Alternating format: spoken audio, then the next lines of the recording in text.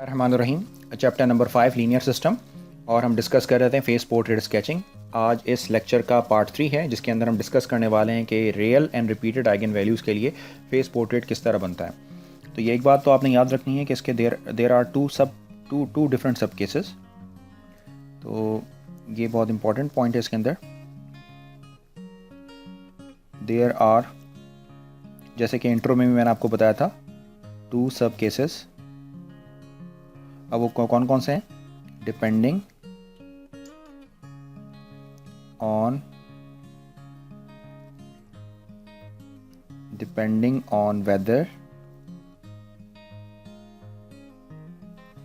whether the repeated eigenvalues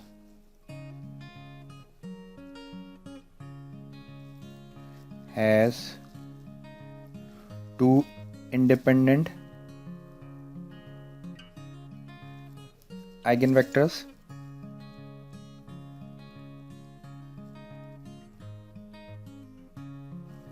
और only 1। तो अब ये डिपेंड करता है कि रिपीटेड आपके पास जो आइगन वैल्यूज़ हैं, उन आइगन वैल्यूज़ के आइगन वेक्टर्स कितने हैं। फॉर एग्जांपल, अगर रिपीटेड आइगन वैल्यूज़ हैं 1 1 और उसके 2 डिस्टिंक्ट आइगन वेक्टर्स निकल आते हैं, तो हम कहते हैं कि वो एक कंप्लीट केस है। और अगर रिपीटेड आइगन वैल्यूज़ हैं और उसका सिर्फ एक आइगन वेक्टर इंडिपेंडेंट होता है और दूसरा डिपेंडेंट होता है, तो उसको हम कहते हैं वो डिफेक्टिव केस है। तो अब हम बारी बारी डिस्कस करते हैं। तो हम पहले चलते हैं अपने कंप्लीट केस की तरफ और देखते हैं कि कंप्लीट केस में क्या होता है। तो हम यूँ समझ लें कि इसमें ए पार्ट हम डिस्कस कर रहे हैं, जिसे हम कहते हैं कि 2 इंडिपेंडेंट वेक्टर है। इसके अंदर 2 इंडिपेंडेंट वेक्टर्स हैं और इसे हम नाम दे रहे हैं कंप्लीट केस का, कंप्लीट केस, राइट। तो ये चूँकि 2 इंडिपेंडेंट वेक्टर हैं, तो इसे हम कह रहे हैं कि ये कंप्लीट केस बन गया आपके पास, जनाब। तो अब हम इसको जो है वो आपके सामने एक्सप्लेन करते हैं, एक एग्जाम्पल लेते हैं और वो चलते हैं हम। यानी ये रिपीटेड भी हैं, यानी एक ऐसी एग्जाम्पल हमने चूज़ करनी है कि जिसमें वो रिपीटेड भी हों और वो जो है वो इंडिपेंडेंट भी हों। तो हम अपने सामने एक एग्जाम्पल लेते हैं। एग्जाम्पल सपोज आई थिंक 4 हो जाएगी, एग्जाम्पल नंबर 4 कि y1 dash is equal to y1 and y2 dash is equal to y2।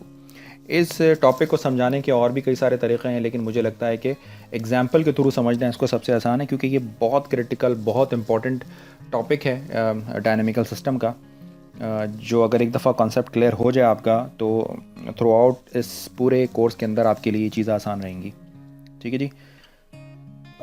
चूँकि यहाँ पर ये बात भी नज़र आ रही है कि अगर y1 और y2 को, यानी y2 डिवाइडेड बाय y1 जो है वो बेसिकली इंडिपेंडेंट ऑफ t हैं, तो इसका मतलब ये है कि यहाँ पर तो ये जो है इंडिपेंडेंट ऑफ t तो है, बट ये 2 आइगन वेक्टर पर डिपेंड करते हैं, x1 और x2 पर। तो इसका मतलब ये है कि तमाम की तमाम ट्रेजेक्टरीज जो हैं वो स्ट्रेट लाइन होंगी और ओरिजिन से गुजर रही होंगी। ये बात अभी समझ नहीं आई है, अभी ज़रा इसको और डिटेल से समझाता हूँ मैं आपको। पहले तो ये कि जब मैंने इसकी बहुत गौर से देखिएगा, जब मैंने सिस्टम को सॉल्व किया तो उसका सोल्यूशन कुछ इस तरह बन गया, y1 और y2। अगेन मैं आपको बताऊं कि ये सोल्यूशन लिखने वाला पार्ट डिफरेंशियल इक्वेशन में कर लेते हैं। इस पूरे डायनेमिकल सिस्टम के अंदर हमारा मेन ऑब्जेक्टिव क्वालिटेटिवली डील करना है। तो ये बनता है C1 1 0 और ये हो जाता है आपके पास e power t, positive t होता है, और इसी तरीके से C2 ये बनता है 0 and 1 और ये बन जाता है e पावर पॉजिटिव t। ठीक है जी। यानी इस प्रॉब्लम को सॉल्व करते वक्त जो लैम्डा 1 था आपके पास वो 1 था, और लैम्डा 2 भी आपके पास 1 के इक्वल था। ठीक है। और यहाँ पर जो आपके पास x1 की जो वैल्यू थी वो x1 की वैल्यू थी 1,0, और इसी तरीके से ये जो x2 की जो वैल्यू थी, यानी x1 और x2 जो है वो बेसिकली आइगन वेक्टर्स हैं, वो 0 का। तो अगर आप नोट करें तो ये आपके पास 2 इंडिपेंडेंट वेक्टर्स हैं। ये दोनों वेक्टर्स आपस में लीनियरली इंडिपेंडेंट है। ठीक है, डिफरेंट प्लेन्स के ऊपर बन रहे हैं वेक्टर्स। तो ये वेक्टर्स लीनियरली इंडिपेंडेंट है। तो इस तरह के केस को हम कहते हैं कंप्लीट केस। अब ज़रा देखते हैं कि इसकी स्केचिंग कैसे होती है। देखें, एक स्केचिंग का तरीका तो ये है कि या तो जैसे प्रीवियस प्रॉब्लम के अंदर मैंने ये टैक्टिक आपको बताई थी कि हमने इसके सोल्यूशन को देखकर ये डिसाइड कर लिया कि इसकी जो स्केचिंग है वो कैसे होने वाली है। ठीक है जी। अच्छा, जिसमें ये जो दोनों के दोनों यानी रिपीटेड रूट नहीं थे जब आपके पास, ठीक है, रूट डिस्टिंक्ट थे आपके पास, रूट जो थे वो डिस्टिंक्ट रूट थे और उनके आइगन वेक्टर्स भी डिस्टिंक्ट थे। तो यहाँ पर हो ये रहा था कि ये जो एक्सपोनेंशियल वाला कर्व है ये रिप्रेजेंट कर रहा था कि वो पॉजिटिव साइन के साथ है। तो बाज़ औक़ात क्या होता है कि आपको सोल्यूशन के थ्रू आंसर को समझाना आसान होता है। बाज़ औक़ात ये होता है कि देखें ये प्रॉब्लम ही इतनी छोटी सी प्रॉब्लम है, तो अगर मैं इस प्रॉब्लम में ये जो फेज़ पोर्ट्रेट बनता है वो y1 y2 के लिए बनता है। तो अगर इस प्रॉब्लम में मैं किसी भी तरीक़े से ये y1 डैश और y2 डैश को अगर एलिमिनेट कर लूँ तो मेरे पास एक इक्वेशन बन जाएगी y1 y2। तो मैं उससे भी आइडिया कर सकता हूँ कि मेरा कर्व कैसे होगा। तो एक बात आप ध्यान में रखिएगा कि ये सोल्यूशन वाला काम ये तो ऑप्शनल है, ये कोई ज़्यादा कंपलसरी नहीं है क्योंकि हमने क्वालिटेटिव बिहेवियर को देखना है। ठीक, तो सोल्यूशन से ही हमेशा टेक्निक डेवलप करना कि ये कर्व किस तरह बन रहा होगा, ये ट्रेजेक्ट्री कैसे होगी, ये हमेशा पॉसिबल नहीं है आपके लिए, राइट। क्योंकि हम अगर आप ये करना चाहते हैं तो फिर आप किसी ग्राफिंग यूटिलिटी को यूज़ करें और टी की डिफरेंट वैल्यूज़ के लिए आप इन ट्रेजेक्ट्रीज को ड्रॉ करके देखें, जो एक बहुत ही कॉम्प्लिकेटेड काम है। ठीक है, तो इन जनरल हम बात कर रहे होते हैं। तो मुझे लगता है कि ये इक्वेशन मेरे पास बहुत सिंपल है ओरिजिनल, कि अगर इस इक्वेशन से किसी तरीके से y1 डैश और y2 डैश एलिमिनेट हो जाए तो मेरे पास जो इक्वेशन बनकर आएगी वो y1 y2 की होगी। तो उसको भी फेस पोर्ट्रेट पर बनाना आसान हो जाएगा आपके लिए। ठीक है, तो यहाँ पर और एक बात याद रखें कि एक दफ़ा ये चीज़ जब जनरेट हो जाएगी तो फिर आपको ये एज अ रूल याद रहेगी। देखें, ये जो लिखा हुआ है इसको मैं dy1 डैश अपॉन dt लिख सकता हूँ और y2 डैश को मैं कैसे लिख सकता हूँ dy2 dash divided by dt। ठीक हो गया। और ये किसके इक्वल होगा? ऑफ कोर्स ये अभी इक्वल हो जाएगा आपके पास y1 डिवाइडेड बाय y2 के। अच्छा जी, और फर्दर हम इसको किस तरह लिख सकते हैं? देखें, ये dt से dt कैंसिल हो जाएगा और अगर आप नोट करें तो ये एक सेपरेबल इक्वेशन आपके मैंने यहाँ पर गलत लगा दिया है, ये डैश ऑफ कोर्स नहीं लगेगा यहाँ पर, डैश को तो ही हम एक्सप्लेन करके लिख रहे हैं यहाँ पर। ठीक है जी, तो अब ये कैंसिल हो जाएगा तो ये क्या बन जाएगा? ये बन जाएगा dy1 upon dy2 is equal to y1 upon y2। और मैं अगर आपसे पूछूं ये कौन सी इक्वेशन है तो आप कहेंगे यकीनन ये सेपरेबल इक्वेशन है। तो क्या मैं इसको यूँ लिख सकता हूँ dy1 upon y1 is equal to dy2 upon y2। और अगर आप कर दें इसको इंटीग्रेट तो ये क्या बन जाएगा? ये बन जाएगा ln y1 is equal to ln y2। और आपको पता है कि जब सब कुछ ln के साथ आ रहा हो तो ln के साथ एक आर्बिट्रेरी कांस्टेंट भी लगा लेते हैं। और जब आप इनको कंबाइन करेंगे आपस में तो ये बन जाएगा y1 यानी ln y1 is equal to ln y2 and C, और ln से ln एक्सपोनेंशियल लेने के बाद कैंसिल हो गया तो y1 is equal to C y2। Basically ये आपके पास जनरल इक्वेशन आ गई। ठीक है जी, तो इसका मतलब है y1 is equal to y2। तो y1 is equal to y2 ये क्या चीज़ है? ये बिल्कुल ऐसी इक्वेशन है जो y1 is equal to x होती है।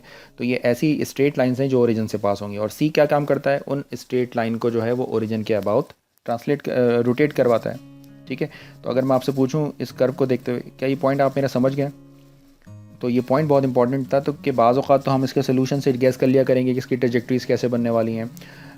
बाज़ औक़ात हम क्या करेंगे कि हमने प्रॉब्लम से ही हमने ये देख लिया कि इस प्रॉब्लम को किस तरह सिंप्लीफाई करें कि हमारे पास एक ट्रेजेक्ट्री बन जाए। तो देखें ये एक इक्वेशन आ गई y1 और y2 की। अब इसको ड्रॉ करना आपके लिए बहुत आसान हो गया जी। तो सबसे पहला काम हम क्या करने वाले हैं? हम ऑफ कोर्स इसके अंदर जो है वो एक्सेस बनाने वाले हैं। तो ये आपके बन गए हैं एक्सेस, ये y एक्सेस और ये बन गया आपका x एक्सेस। ठीक है जी, फिर अब आप बताएं कि अब इसमें आइगन वेक्टर्स को भी ड्रॉ करना है, सच कोई ख़ास वो बात नहीं है। एक तो ये कि इनकी वैल्यूज़ पॉजिटिव हैं तो इसका मतलब अब ये है कि 1,0 का वेक्टर कहाँ पर होगा? यहाँ पर होगा कहीं। चले मैं बता ही देता हूँ। ये आपका मैं स्काई ब्लू से 1,0 वाला वेक्टर ये होगा। इसको अगर हम ड्रॉ करें तो ये 1,0 वाला वेक्टर ऐसे बनेगा। ठीक है, और ऐसे बनेगा।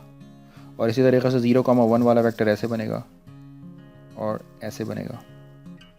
ठीक है, और अगर आप ये बताएं कि इनकी डायरेक्शंस कैसी होंगी तो ऑफ कोर्स क्योंकि सब तो पॉजिटिव है तो इसका मतलब ये है कि इसकी डायरेक्शंस जो होंगी वो सारी आउटवर्ड होंगी। ऐसे इसकी भी डायरेक्शन आउटवर्ड होगी। और ये तो ओरिजिन है, इसकी भी डायरेक्शंस आउटवर्ड होंगी, इसकी भी डायरेक्शंस आउटवर्ड होंगी। अब t अप्रोचेस टू इन्फिनिटी के लिए जब आप देखते हैं कि आपके पास एक इस तरह का कर्व बन सकता है। अच्छा, ये बात याद रखिएगा भाई, ये कि y1 ये है और ये y2 है। अब ये लिखा हुआ है y1 is equal to C y2, of course के ये बनेगी एक, क्या बनेगी, स्ट्रेट लाइंस बनेंगी जो ओरिजिन से पास हो रही होंगी। तो यहाँ पर हम करते ही हैं कि डिफरेंट स्ट्रेट लाइंस बना लेते हैं जो ओरिजिन से पास होंगी और वही हमारी रिक्वायर्ड ट्रैजेक्टरी होगी। तो ये मैं इस तरह बना लेता हूँ, ये मैंने ऐसे, पहले मैं लाइन सारी बना लेता हूँ फिर एरो साइन बना लेता हूँ, तो इस तरह मेरा टाइम ज़रा सेव हो जाएगा। ये मैंने एक लाइन ड्रॉ कर ली ऐसे, ये मैंने एक लाइन ऐसे ड्रॉ कर ली, ठीक है जी। तो अच्छा, ये जो डिफरेंट मैंने लाइंस ड्रॉ की हैं ऑफ कोर्स के सी के डिफरेंट वैल्यूज़ के लिए, सी की डिफरेंट वैल्यू, सी को चेंज करते जाएंगे तो लाइंस डिफरेंट होती रहेंगी आपके पास। अब आप मुझे ये बताएं कि इनके साइन कैसे होंगी। ऑफ कोर्स इनमें सब की जो साइन होंगी वो आउटवर्ड होंगी, क्योंकि दोनों के दोनों जो आइगन वेक्टर्स हैं वो आइगन वेक्टर्स क्या हैं, पॉजिटिव हैं। और पॉजिटिव का मतलब होता है कि डायरेक्शंस जो होती हैं वो आउटवर्ड होती हैं। तो ये ठीक है, तो ये बन गई आपके पास फाइनल शेप और ये था वो आपका फिक्स पॉइंट। जी जनाब, तो क्या बात समझ आई आपको कि जो कंप्लीट केस में आपके पास जो शेप होती है उस शेप को हम ये कहते हैं। अब इस शेप का नाम क्या है, तो इस शेप को भी हम कहते हैं, कहलाती है, ये शेप भी इन जनरल कहलाती है नोड, याद रखना है आपने। अब ये कौन सा नोड है, देखिए ये नोड जो स्ट्रेट लाइन के थ्रू बन रहा होता है, इस नोड को हम कहते हैं प्रॉपर नोड। कई सारे लिटरेचर कई सारी तरह की टर्म्स लिखते हैं, इसीलिए मैंने सारी टर्म्स आपको बता दी हैं। अब मैं अगर आपसे पूछूं कि ये जो नोड बना है ये इस फिक्स पॉइंट के लिए एज अ नोडल सोर्स होगा या सिंक होगा, तो कॉमन सेंस के अगर सारे पॉइंट्स सारे जो ट्रेजेक्टरीज हैं वो चूँकि इस पॉइंट से आउटवर्ड मूव कर रहे हैं, तो इस तरह के नोड को हम क्या कहते हैं जनरल में, नोडल सोर्स। तो ये जो है वो नोडल सोर्स होता है। और इसको कुछ और बुक्स के अंदर इसको स्टार पॉइंट भी कहते हैं, ठीक है जी। तो एक बात आप और याद रखिएगा कि कुछ बुक्स में इसको स्टार पॉइंट भी कहते हैं। कौन सा पॉइंट, स्टार पॉइंट। तो जब आपके जहन में स्टार पॉइंट हो तो यानी ये एक फिक्स पॉइंट जिसको आप स्टार पॉइंट कह रहे हो, तो इसका मतलब है कि वो कौन सा नोड बना रहा होगा, वो प्रॉपर नोड बना रहा होगा, ठीक है जी। और ये फाइनली अब आप मुझे बताने वाले हैं कि ये जो शेप मैंने बनाई है ये शेप स्टेबल है या अनस्टेबल। तो कॉमन सी बात है कि ये शेप एक अनस्टेबल शेप है, ठीक है। तो इस तरह हमने इसको ड्रॉ किया। अब इसकी जो एक और एग्जांपल पॉसिबल हो सकती है वो क्या होगी, मिसाल के तौर पर वो बनेगी एग्जांपल नंबर 5 जो मैं आपके लिए लिख रहा हूँ। इस एग्जांपल में जो y1 डैश है वो है -y1 और ये जो y2 डैश है ये होगा -y2, ठीक है जी।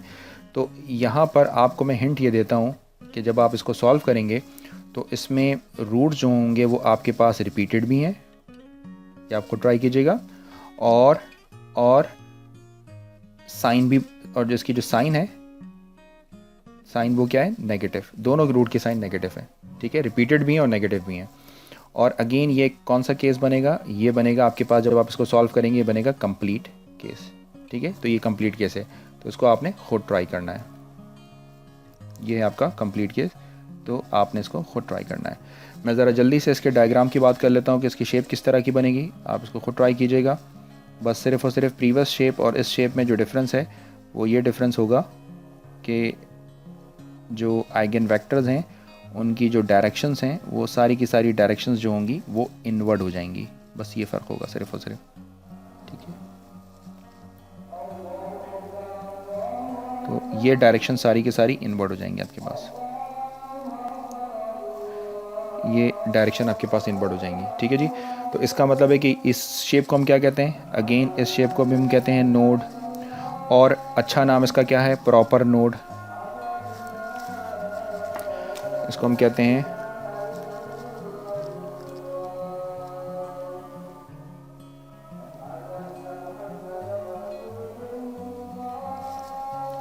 और ये नोडल सोर्स होगा या नोडल सिंक होगा, तो इसे हम कहेंगे नोडल सोर्स। और फाइनली अगर मैं आपसे पूछूं कि ये जो शेप है आपके पास ये स्टेबल शेप होगी या अनस्टेबल शेप होगी, तो ये कॉमन सी बात है कि एक स्टेबल शेप होगी। अच्छा जी, स्टेबल में भी एक क्लासिफिकेशन मैं आपको बता दूं कि ध्यान में रखना है आपने स्टेबल के लिए कि देखें स्टेबिलिटी दो तरह की होती है कि जब आपकी सारी ट्रेजेक्टरी अपने ओरिजिन पर जा रही हो तो इस तरह की स्टेबिलिटी को कहते हैं हम एसिम्प्टोटिकली स्टेबल,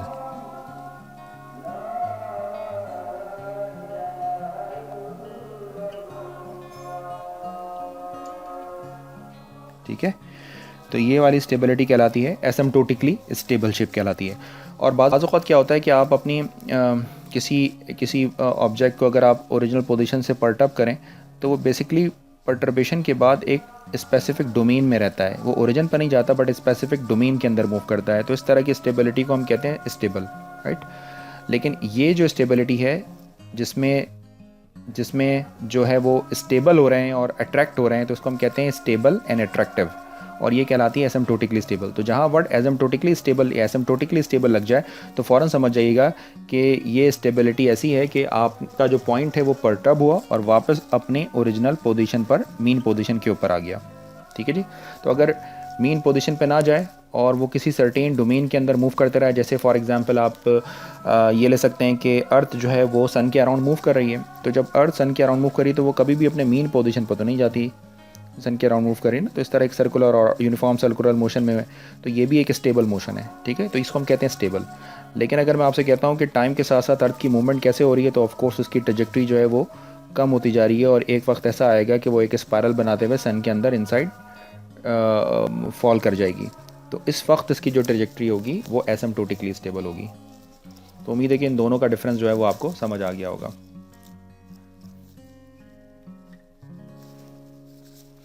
इसी के बी पार्ट पर चलते हैं।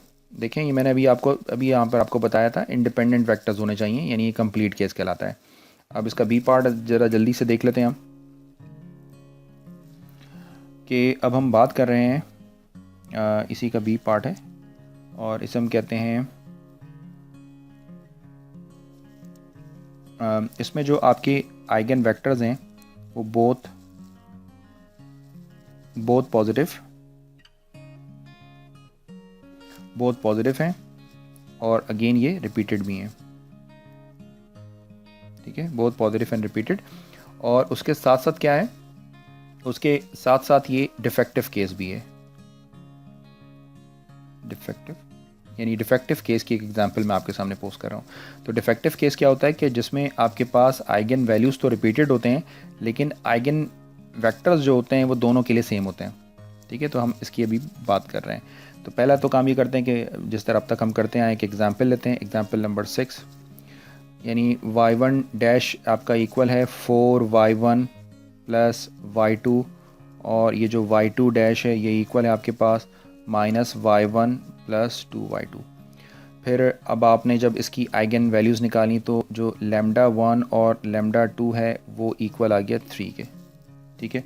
और फिर जब आपने इसका क्रॉसपॉन्डिंग आइगन वेक्टर निकाला, कैसे निकालते हैं थोड़ा सा चले मैं इसके लिए आपको बता भी देता हूँ कि आइगन वेक्टर इस तरह निकालते हैं, a minus lambda I of x is equal to 0। जब आप करते हैं इसको तो आपके पास क्या आता है, क्या बन जाता है आपके पास, ये आपके पास सिंप्लीफाई होने के बाद बन जाएगा 4 minus lambda x1 plus x2 is equal to 0, ठीक है जी। और फाइनली ये सिंप्लीफाई होने के बाद यानी लेमडा की वैल्यू जो है अगर आप इसके अंदर 3 पुट करते हैं, यानी for lambda is equal to 3, जो आपके पास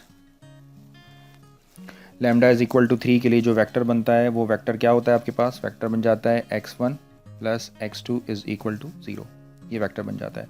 तो इसका मतलब ये है कि आपका जो फर्स्ट आइगन वेक्टर है जो लीनियरली इंडिपेंडेंट है वो बन जाता है 1, -1, यानी आप x की जगह पर 1 रखें और x2 की जगह पर -1 रखें और -1, 1 रखें, एक ही बात है। तो ये इक्वेशन सेटिस्फाई होती है। तो इसका मतलब है कि ये आपका फर्स्ट आइगन वेक्टर निकल आता है for lambda is equal to 3, ठीक है जी। तो यहाँ पर आप नोट करें कि आपके पास जो है वो एक ही आइगन वेक्टर निकल कर आया है, यहाँ पर ये एक ही आइगन वेक्टर आपके पास बनकर आया है। अब ये जो सेकंड आइगन वेक्टर है, वैसे हम ये एक ही है, इससे भी स्केचिंग हो सकती है, मैं आपको भी टेक्निक बताता हूँ कि इसको किस तरह स्केच करना है और बहुत ध्यान से आपने देखना है क्योंकि ये काफ़ी मुश्किल है। और आप एंड तक ज़रूर देखिए इन सारी वीडियोस को और बिल्कुल भी आप स्किप ना करें इसको। अब आप ज़रा ये देखें कि सेकंड जो डिपेंडेंट वेक्टर है वो कैसे निकाला जाता है, थोड़ी सी आपकी इसकी प्रैक्टिस हो जाएगी। ये तो इंडिपेंडेंट हो गया। अब जो सेकंड डिपेंडेंट वेक्टर है वो इस तरह निकाला जाएगा a माइनस 3i, ठीक है। पहले जो लेमडा आपने रखा था वो एज इट इज़ था, अब यहाँ पर जो लेमडा है अगेन उसको आपने 3i कर लिया, ठीक है जी, लेमडा की जगह आपने वैल्यू डाल दी। अच्छा, पहले ये था कि ये वाला आइगन वेक्टर आप फाइंड आउट कर रहे थे, ठीक है। अब चूंकि डिपेंडेंट आइगन वेक्टर है जो इसके ऊपर डिपेंड कर रहा है ओल्ड के ऊपर, तो जो न्यू आपका आइगन वेक्टर है उसको आप यू का नाम दे दें और इसको आप इक्वेट कर लें किसके साथ, ये जो आपने x1 कंप्यूट किया है। ठीक हो गया। तो अब आपके पास जो सेकंड यू वेक्टर, ये आपको खुद करके दिखेगा, जो सेकंड यू वेक्टर आपके पास निकल कर आएगा वो बनेगा 0,1। ठीक है जी। तो अब आपने इस इक्वेशन को यहाँ पर रखा और ये u आपने फाइंड आउट किया। अगेन आपके पास अब ये होमोजेनियस सिस्टम नहीं बनेगा, जैसे इस केस में तो ये होमोजेनियस सिस्टम था, अब ये एक्चुअली एक नॉन होमोजेनियस सिस्टम बन जाएगा। तो साइमल्टेनियसली जब आप सॉल्व करेंगे तो आपके पास आंसर आ जाएगा, वो फॉर एग्जाम्पल 0 और 1 बन गया। तो ये जो आपका वेक्टर है ये भी again lambda is equal to 3 के लिए ये, बट ये कौन सा वेक्टर है, लीनियरली डिपेंडेंट। तो इसमें एक लीनियरली इंडिपेंडेंट वेक्टर निकलता है और दूसरा लीनियरली डिपेंडेंट वेक्टर निकलता है। तो ये आपके दो, और इसका सोल्यूशन भी उस तरह लिखते हैं जैसे रियल एंड रिपीटेड रूट के लिए आपको याद हो अगर कि c1 + c2 c2x and e power something कर कर आप आंसर लिखते थे इसका। जब आपके रूट रियल एंड रिपीटेड होते थे तो क्या करते थे, c1 आप लिखते थे c1 + c2x and e power for example lambda x और लैम्डा t, इस तरह आप आंसर लिखा करते थे। आपको याद होगा जब आपने कैलकुलस का कोर्स और डिफरेंशियल इक्वेशन का आपने कोर्स पढ़ा था तो उसमें। तो यहाँ पर भी जो इसका जनरल सोल्यूशन है वो कुछ इसी तरह होता है और उम्मीद है कि वो आपने पढ़ा हुआ भी होगा। तो वो ये जो जनरल सोल्यूशन है ये इस तरह लिखा जाता है, यानी पहले आप इसको मैं थोड़ा इधर से लिखूँ ताकि स्पेस मुझे मिल जाएगी। ये जो जनरल सोल्यूशन है, फिलहाल मुझे यहाँ ज़रूरत नहीं है बट फिर भी लिख रहा हूँ c1 और यहाँ पर फर्स्ट आइगन वेक्टर जो डोमिनेट कर रहा है वो है 1, -1। ठीक है, जो पहला आइगन वेक्टर है और ये लैम्डा की किस वैल्यू के लिए था, 3t के लिए था। यहाँ तक तो क्लियर हो गई बात। अब ये जो c2 है इसके साथ बनेगी ब्रैकेट और आप में यहाँ पर लिखते हैं फर्स्ट आइगन वेक्टर यानी 1, -1, फिर उसके साथ लगाते हैं t, फिर उसके साथ लिखते हैं लीनियरली इंडिपेंडेंट आइगन वेक्टर जो 0,1 था और ये सब भी जो था वो e पावर 3t के लिए था। ठीक है, तो यानी फाइनली अगर आप चाहें y को फर्दर लिखना तो आप चाहें तो मल्टीप्लाई कर कभी यूँ लिख सकते हैं कि ये जो y है आपके पास ये c1 1, -1 and then e power 3t, ये तो एज इट इज़ है और इसको अगर मल्टीप्लाई कर दें तो ये c2 1, -1 और ये बन जाएगा t times of e power 3t और यहाँ पर आ जाएगा c2 0,1 and e power 3t। तो बेसिकली इस तरह इसका सोल्यूशन लिखा जाता है। तो इन केस अगर ये सोल्यूशन नहीं समझ आया और किसी की डिफरेंशियल इक्वेशन वीक है तो आप किसी भी डिफरेंशियल इक्वेशन की बुक से इसको देख लें और अगर फिर भी नहीं समझ आता तो आप मुझसे पर्सनली डिस्कस कर सकते हैं। काफ़ी सारे कॉन्टैक्ट नंबर्स आपके पास हैं। अब बात करते हैं इसको ड्रॉ करने की। अब जो बहुत इंपॉर्टेंट है उसको ड्रॉ करना बहुत गौर से, इसको देखिएगा। सबसे पहला काम अगेन हमने बनाना होगा एक्सेस। तो ये हमने पर्पल कलर हमें अच्छा लगता है तो हम पर्पल कलर से एक्सेस बना लेते हैं, बल्कि गलत बन गया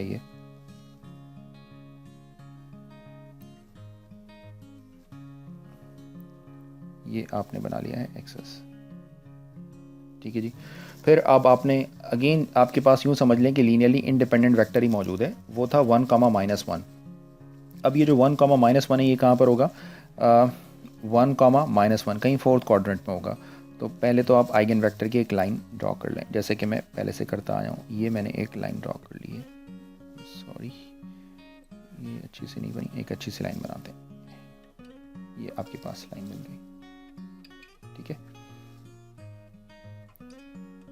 ये आपका फिक्स पॉइंट था, ऑफ कोर्स ओरिजिन था और यहाँ पर कोई पॉइंट होगा आपके पास और उसके जो कोऑर्डिनेट्स होंगे वो क्या होंगे, 1, -1। ये बना आपका वेक्टर। अब मैं आपसे पूछूंगा कि इस वेक्टर की डायरेक्शन कैसी है, तो उसका करस्पॉन्डिंग वेक्टर 3 था। तो ऑफ कोर्स कि इस वेक्टर की जो डायरेक्शन होगी वो होगी आउटवर्ड। तो डायरेक्शन जो होगी वो बनेगी आउटवर्ड। तो इसका आउटवर्ड डायरेक्शन में आपने यू बना लिया वेक्टर। ठीक है, अब सारा गेम शुरू होता है कि जो आपकी सेकंड वेक्टर है वो, यानी अब जो इसकी शेप है वो कैसी होगी। तो भाई इसके लिए बहुत इंपॉर्टेंट चीज़ है जो टैक्टिक मैं आपको बताने वाला हूँ वो कहीं भी नहीं मिलेगी आपको, तो बहुत गौर से आप सीखें इसको। तो करें आप यहाँ पर ये करें कि आप इस कहीं पर भी एक रैंडम पॉइंट पुट, कोई भी रैंडम पॉइंट सोच लें, यहाँ पर सोच लें, यहाँ पर सोच लें, कहीं पर भी एक रैंडम पॉइंट सोच लें। तो मैं सबसे सिंपल सा जो एक रैंडम पॉइंट ले लेता हूँ, मान लें कि ये वाला ले लिया। ठीक है जी। तो इसके कोऑर्डिनेट्स क्या होंगे, फॉर एग्जांपल इस रैंडम पॉइंट के कोऑर्डिनेट होंगे x 0 होगा, y 1 होगा, 0,1। ठीक है, ये y1 एक्सेस है और ये y2 एक्सेस है, मैं पहले से पता है। अब मैं ये देखना चाहता हूँ कि ये जो आपका जो पॉइंट आपने सपोज किया है, ये पॉइंट इसकी डायरेक्शन कैसे होगी। तो करना आपने ये है कि जो आपने ए मैट्रिक्स बनाई है, सबसे पहले जो प्रॉब्लम में जो ए मैट्रिक्स आपने जनरेट की है वो थी 4 1 -1 एंड 2। ये आपको मैं बता रहा हूँ टैक्टिक्स, ये आपको बता रहा हूँ टैक्टिक्स। तो आपने टैक्टिक्स ये है कि बल्कि टैक्टिक्स पता नहीं कैसा लिखा है, ये लिखा भी सही से नहीं जा रहा है यहाँ पर। खैर, तो अब आप ये करें कि जो ओरिजिनल है उससे आपने बना ली मैट्रिक्स, इसको मल्टीप्लाई कर दें 0,1 से। तो जब आप 0,1 से इसको आप मल्टीप्लाई करेंगे तो उसका आंसर निकलेगा आपके पास 1,2। अब आप बताएं कि ये 1,2 कहाँ पर होगा। तो ऑफकोर्स 1,1,2 अप्रॉक्सीमेटली वो इधर कहीं होगा, ये वाला वेक्टर होगा आपके पास 1,2। 1,2 इसको किसी भी तरीके से लिख दें, ये हो जाएगा 1,2। ठीक है जी।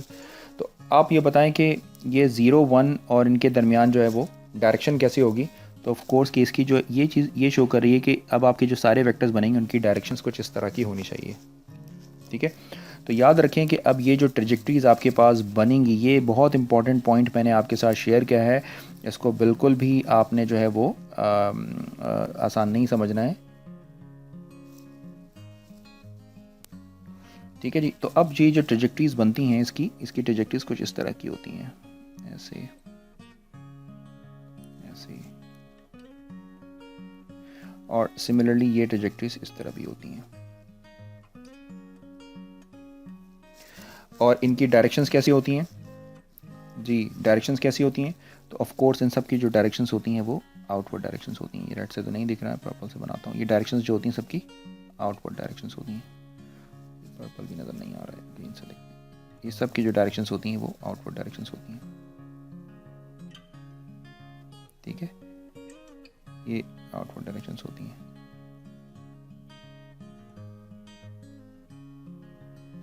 तो ये आपकी जो शेप बनती है ये बहुत इंपॉर्टेंट शेप है, तो मैंने आपको उसकी मेन टेक्निक बता दी है कि इसको क्या कहते हैं। राइट, अब सवाल ही पैदा होता है कि इस शेप को हम कहते क्या हैं। तो भाई इस शेप को हम कहते हैं, ये भी एक्चुअली एक नोड है, लेकिन इस शेप का इसको ख़ास नोड कहते हैं। ये अभी इम्प्रॉपर होता है, ये इम्प्रॉपर नोड ही है। क्यों ये होता है इम्प्रॉपर? देखिए भाई, प्रॉपर नोड जो होता है, मैं चलें डिटेल ही बता देता हूँ आपको। वैसे तो इस शेप को भी हम कहते हैं इन जनरल नोड। अब नोड कई तरीके के होते हैं। मैंने आपको बताया था कि जो कर्व आपके पास एक्सपोनेंशियल कर्व हो या जो किसी कर्व की फॉर्म हो, तो उस तरह के जो नोड होता है उसको हम कहते हैं इम्प्रॉपर। तो इन जनरल तो हम इसे इम्प्रॉपर नोड ही कहते हैं। लेकिन ऑफ कोर्स इम्प्रॉपर नोड से अब आप पहचानेंगे नहीं, तो इसका एक और नाम है, एक और नाम है जो रिसर्च में यूज़ होता है, उसमें कहते हैं डीजेनरेट नोड। डीजेनरेट नोड, ठीक है, ये डीजेनरेट नोड कहलाता है। अब ये डीजेनरेट नोडल सोर्स होगा या नोडल सिंक होगा, तो सब आउटवर्ड मूव कर रहे हैं, तो ये डीजेनरेट नोडल सोर्स। तो नॉर्मली इसका ये जो स्टैटिक वाला नाम है ये ज़्यादा यूज़ किया जाता है, डीजेनरेटेड। यानी डीजेनरेटेड आपको ये बताता है कि ये एक कंप्लीट केस का नोड है, सॉरी डिफेक्टिव केस का है। तो ये डिफेक्टिव केस को हमने इस तरह ड्रॉ किया है। तो ये जो है वो फर्स्ट और यानी फोर्थ क्वाड्रेंट के अंदर जो है वो कर्व ज़्यादा पोर्शन बन रहा है, यानी फर्स्ट और फोर्थ में ये कर्व ड्रॉ हो रहा है। अब ये बताएं कि ये जो फिक्स पॉइंट था आपका, ये फिक्स पॉइंट स्टेबल होगा या अनस्टेबल। तो यहाँ पर भी बहुत कॉमन सी बात है कि ये फिक्स पॉइंट जो होगा वो आपका एक अनस्टेबल होगा। ठीक है, तो ये एक अनस्टेबल फिक्स पॉइंट होगा आपके पास। तो ये डीजेनरेट नोडल सोर्स कहलाता है। उम्मीद है कि आपको ये बात समझ आ गई होगी। अच्छा जी, अब हम चलते हैं एक और एग्जांपल पर चलते हैं, क्योंकि मुझे लगता है कि एक और एग्जांपल आपके साथ इसमें ज़रूर डिस्कस करनी चाहिए। ये जो टैक्टिक्स मैं आपके साथ डिस्कस कर रहा हूँ ये बहुत इंपॉर्टेंट है और आपका इसमें कमांड होना बहुत ज़रूरी है कि अगर आप डायनेमिकल सिस्टम को पढ़ना चाहते हैं। तो y1 डैश सपोज कर लें, ये है 3y1 माइनस 18y2 सॉरी, और y2 डैश मान लें कि ये इक्वल है 2y1 माइनस 9y2। ठीक है जी, तो ये मेरे पास एक प्रॉब्लम है, तो मैं इस प्रॉब्लम के सोल्यूशन पर चलता हूँ। तो तो जब हमने इस प्रॉब्लम को सॉल्व किया तो इसमें जो आपके पास आइगन वैल्यूज़ आई हैं जो आप ख़ुद कैलकुलेट करेंगे वो बनी -3। ये बड़ी सेलेक्टेड प्रॉब्लम्स मैं आपके लिए लेकर आया हूँ। ये है रिपीटेड, और सेकंड ये कि ये नेगेटिव भी हैं, यानी बोथ नेगेटिव साइन के साथ हैं। ज़रा आपको नेगेटिव वाला कर्व बनाना और आ जाएगा। और जब हमने ये कौन से केस की एग्जांपल है, डिफेक्टिव केस की एग्जांपल है। तो जब लेमडा की वैल्यू -3 के लिए हमने आइगन वेक्टर निकाला तो जो इसका फर्स्ट आइगन वेक्टर आया लीनियरली इंडिपेंडेंट वो बना 3,1। तो ये आपके पास बन गया लीनियरली इंडिपेंडेंट वेक्टर। और सेकंड डिपेंडेंट वेक्टर कैसे निकलेगा, तो आपको कैसे पता लगेगा डिपेंडेंट, तो मैंने उसका फार्मूला आपको बताया है। अब डिपेंडेंट वेक्टर निकालने का तरीका ये है कि a माइनस लेमडा आई जो है वो यहाँ पर अब अपना ओल्ड वेक्टर रख दीजिए आप, यानी जो वेक्टर फाइंड आउट करना है u, और यहाँ पर अब अपना ओल्ड वेक्टर रखते हैं आप। तो ये बन जाएगा आपके पास for example a minus 3i। तो a माइनस 3i का मतलब हो जाएगा, जब आप इसको मैट्रिक्स के फॉर्म में लिखेंगे तो ये बन जाएगा 0 -18 2 एंड -12। आपको ट्राई इसको लिख कर देखिएगा। और ये आपको यहाँ पर u1 और u2 आपने फाइंड आउट करना है। तो u1 u2 निकालना है और इसको आपने इक्वेट करना होगा 3 1। तो ये जो दूसरा होता है ये इस पर डिपेंड कर रहा है, और ये एक सिस्टम आपके पास जो है वो नॉन होमोजेनस सिस्टम होगा। तो जब हमने इसको सॉल्व किया है तो जब हमने इसको सॉल्व किया तो जो u हमारे पास निकला वो निकला 3,1। ये आ गया आपका u, ठीक है जी। तो ये आपका जो है जो सेकंड वेक्टर है ये हो गया लीनियरली डिपेंडेंट वेक्टर। और फाइनली मैं इसका सोल्यूशन लिखना भी बताया था आपको, चले मैं आपको वापस से लिख कर बता देता हूँ कि अगर आप भूल चुके हो तो फिर आप देख लें। तो इसका जो जनरल सोल्यूशन है वो कैसे लिखा जाता है, y1 एंड y2 लिखना होगा इज इक्वल टू c1 और फिर लीनियरली इंडिपेंडेंट वेक्टर 3,1, फिर आप एक्सपोनेंशियल के साथ -3t डाल दीजिएगा, फिर प्लस c2 लिखना होता है, और फिर आपने एक बिग ब्रैकेट लगा ली। इसमें वापस ओल्ड वन वाला आपका आइगन वेक्टर आ गया और ये बन जाएगा t टाइम्स। फिर यहाँ पर आ जाएगा आपके पास जो नया वेक्टर है 3,1, वो भी इनफैक्ट 3,1 ही निकला है मेरे पास, और ये बन जाएगा आपके पास e पावर -3t के लिए। तो इस तरह आपका बनता है ये जनरल सोल्यूशन, ठीक है जी। तो ज़रा इसको भी आपने ध्यान में रखना है। खैर इतनी ज़रूरत नहीं है, बट अब हम बात करते हैं इसको ड्रॉ करने की। अब आपकी वापस हम इसकी ड्राइंग पे चलते हैं। तो ड्राइंग पे जाने के लिए सबसे पहला काम हम क्या करने वाले हैं, हम इससे बनाने वाले हैं एक्सेस। ये बन गया आपका एक्सेस, ये आ जाएंगे आपके पास ऐसे एक्सेस, ठीक है जी। अब जो आपका लीनियरली इंडिपेंडेंट वेक्टर है बस उसी से काम हो जाता है आपका। तो अब आपने यहाँ पर जो है वो लीनियरली इंडिपेंडेंट वेक्टर है आपका 3,1। तो 3,1 वाला वेक्टर आपका कहाँ पर होगा, फर्स्ट क्वाड्रेंट में होगा। मान लें कि 3,1 कहीं इस वाली लोकेशन पर होगा। तो जो 3,1 है उसको जब आप ड्रॉ करेंगे तो ये इस तरह की एक लाइन बन जाएगी। मैं डायरेक्टली ये लाइन बना रहा हूँ, ठीक है जी।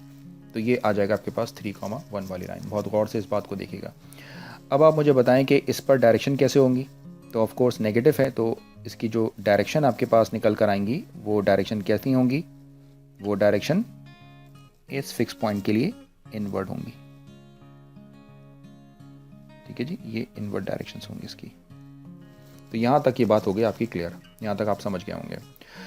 अब क्या करना होता है, अब ये करना होगा आपके पास कि आप अगेन कोई भी एक अपने लिए कोई सा एक सिंपल सा पॉइंट चूज़ कर लें कहीं भी। मान लें कि ये वाला पॉइंट है, हमें लगता है ये पॉइंट सबसे आसान है। मान लें कि ये पॉइंट आपने ले लिया, फॉर एग्जांपल ये ले लें या यहाँ कोई पॉइंट ले लें, जो भी आपको सूट करता है। सपोज़ करें कि यही वाला पॉइंट लेते हैं, ये पॉइंट बनता है 0,1। अब आप ये मालूम करना चाहते हैं कि 0,1 कैसे ट्रांसलेट हो रहा है। तो जो इसकी जो मेन मैट्रिक्स आपके पास थी प्रॉब्लम के अंदर वो थी 3 -18 2 एंड -9, ठीक है जी। और इसको आपने मल्टीप्लाई कर देना है किसके साथ, 0,1 के साथ, और देखना है कि इसका आंसर क्या निकलता है।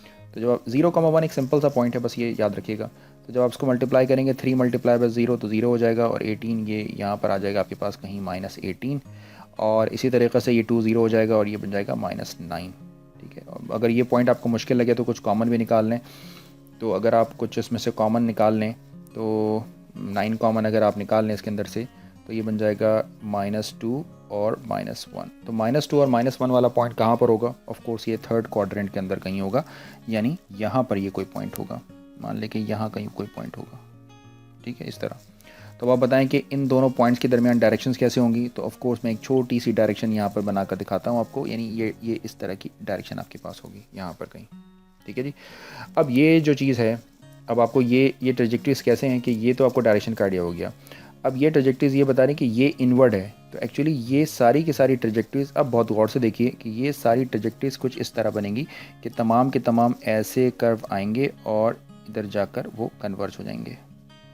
तो ये ऐसी ट्रेजेक्टरीज फॉर्म होंगी, आप ये ऐसे कन्वर्ज हो जाएंगे। तो ये जो मैंने आपको टेक्निक बताई है, ये बहुत ही फिट टेक्निक है, ये इस तरह कन्वर्ज हो रहे होंगे। इसी तरीके से ये ऐसे, ये मैंने पहले खैर बना दिया इसको, ये भी इस तरह इस डायरेक्शन में मूव हो रहे होंगे, ये तमाम के तमाम इनवर्ड मूव हो रहे होंगे। तो बस यही इसमें ज़रा टेक्निकल पॉइंट्स हैं जिन्हें आपने समझना था, और उम्मीद है आप समझ गए होंगे। तो ये जो है वो आपका, अब आप बताएं कि ये जो आपके पास शेप है वो कौन सी है? ऑफ कोर्स नोड है और इम्प्रॉपर नोड है, लेकिन हम इसको ख़ास नाम देते हैं, इसको हम कहते हैं डीजेनरेट नोड। डीजेनरेट नोड, तो ये जो शेप है ये डीजेनरेट नोड कहलाती है। और ये है कौन सा node? Of course improper node है, इम्प्रॉपर भी है क्योंकि स्ट्रेट लाइन के थ्रू नहीं बना हुआ।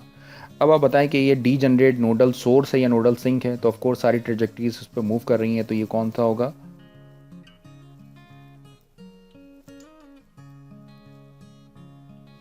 ये होगा आपका नोडल सिंक। और अगर ये नोडल सिंक है तो फाइनली अब आप मुझे ये बताने वाले हैं कि ये स्टेबल है या अनस्टेबल। Common sense, stable. और मैंने स्टेबल को भी एक और वर्ड दिया था, और वो कौन सा स्टेबल मैंने कहा था? क्योंकि ये सारी ट्रेजेक्टरीज ओरिजिन पर मूव कर रही हैं, तो उसे हम कहते हैं एसिम्प्टोटिकली स्टेबल।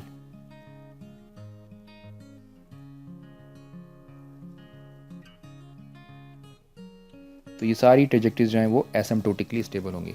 तो आपने ये बात याद रखनी है कि जो आपका डीजेनरेट नोड होता है वो अगर दोनों नेगेटिव हों तो इट मीन्स के वो इम्प्रॉपर नोड बनाता है, ठीक है जी। तो यहाँ तक आपको आई थिंक कि रिपीटेड रूट का कॉन्सेप्ट आपको समझ आ गया होगा। तो मैंने यहाँ पर रिपीटेड रूट को डिटेल से बता दिया कि अगर वो दोनों पॉजिटिव हों तब कैसा शेप होगी, पॉजिटिव के लिए क्या होगा, और अगर वो दोनों नेगेटिव हो तो क्या होगा। और मैंने यहाँ पर डिफेक्टिव केस को भी यहाँ पर बता दिया है, और मैंने यहाँ पर जो है कंप्लीट केस को, कंप्लीट केस में आपने याद रखना है इस बात को कि कंप्लीट केस में सब स्ट्रेट लाइन बनती हैं, ठीक है जी। तो इसको हम कहते हैं स्टार पॉइंट भी कहते हैं। तो इस तरह जो है वो आप स्केच कर सकते हैं रिपीटेड रूट्स को, इस तरह कंप्लीट और रिपीटेड रूट को स्केच किया जाता है। चूँकि वीडियो का लेंथ काफ़ी बढ़ जाएगी तो इसलिए हम अपने लेक्चर को यहाँ पर एंड करते हैं, और ये हमारे पास है पार्ट 3, ठीक है जी। अब इंशाल्लाह पार्ट 4 के अंदर जो है वो हम कॉम्प्लेक्स आइगन वैल्यूज़ की तरफ चलेंगे। तो इस तरह हमारा फेस पोर्ट्रेट का एक टॉपिक हमारा कंप्लीट हो जाएगा। इस वेक्टर को, इस लेक्चर्स को, सीरीज़ को कंटिन्यूशन में अगर आप देखेंगे तो आप बहुत अच्छा इसको लर्न कर सकेंगे।